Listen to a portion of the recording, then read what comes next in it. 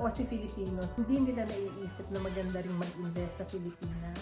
Naku Myra, ang mga Aussie Filipinos, hindi nila naiisip na maganda rin mag-invest sa Pilipinas. I think merong iba, marami tayong mga kasama rito na naka-build na ng bahay, umakyat na yung halaga ng bahay, no? And then of course, naghahanap pa rin sila ng investment na medyo affordable sa kanila, diba? And siguro pwede siguro consider na umuwi sila sa Pilipinas lagi kasi mura na masahe ngayon papunta Manila, no?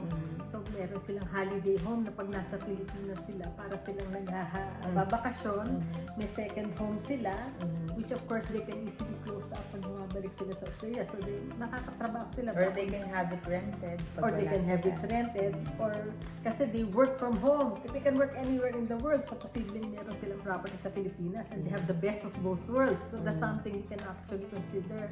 Or probably nga sabi mo nga, for investment purposes, which of course they buy and then they rent it out. Okay? Ngayon, from my perspective, meron akong pag-uusapan natin yung various ways na pwedeng i-finance yung property. But Myra, ano pa naiisip mong rason pa? Why do they purchase a property in the Philippines?